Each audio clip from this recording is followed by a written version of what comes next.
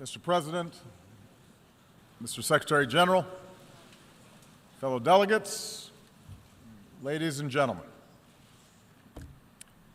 As I address this hall as President for the final time,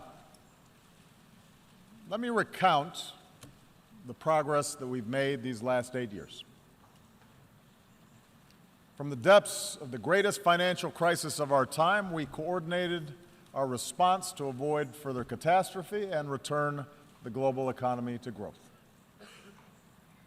We've taken away terrorist safe havens, strengthened the non-proliferation regime, resolved the Iranian nuclear issue through diplomacy.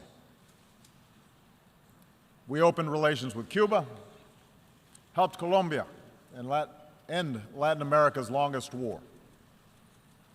And we welcome a democratically elected leader of Myanmar to this assembly.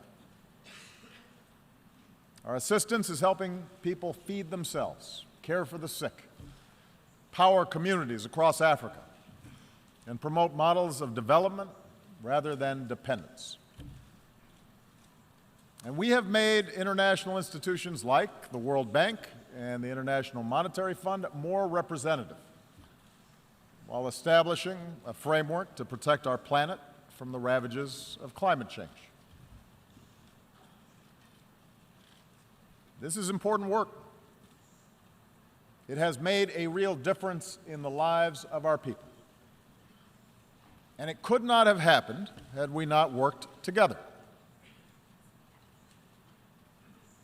And yet, around the globe, we are seeing the same forces of global integration that have made us interdependent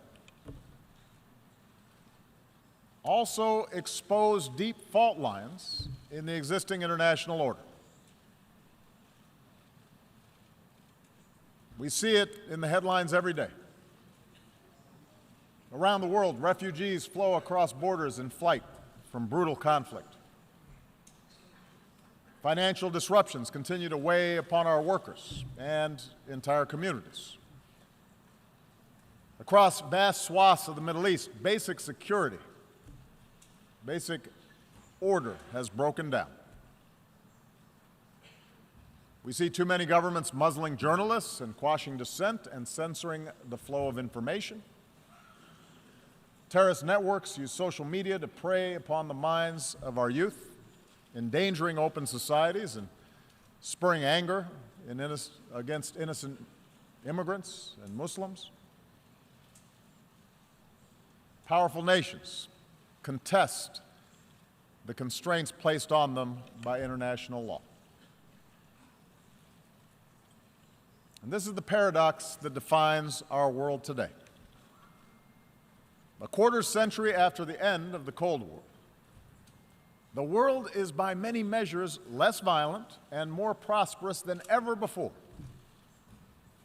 And yet our societies are filled with uncertainty and unease and strife.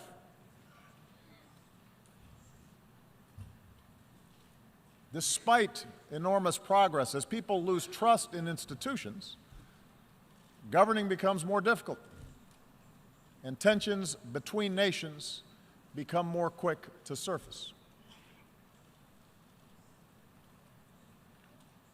And so I believe that at this moment, we all face a choice. We can choose to press forward with a better model of cooperation and integration, or we can retreat into a world sharply divided and ultimately in conflict along age-old lines of nation and tribe and race and religion. I want to suggest to you today that we must go forward and not backward. I believe that as imperfect as they are, the principles of open markets and accountable governance, of democracy and human rights and international law that we have forged remain the firmest foundation for human progress in this century. I make this argument not based on theory or ideology, but on facts. facts that all too often we forget in the immediacy of current events.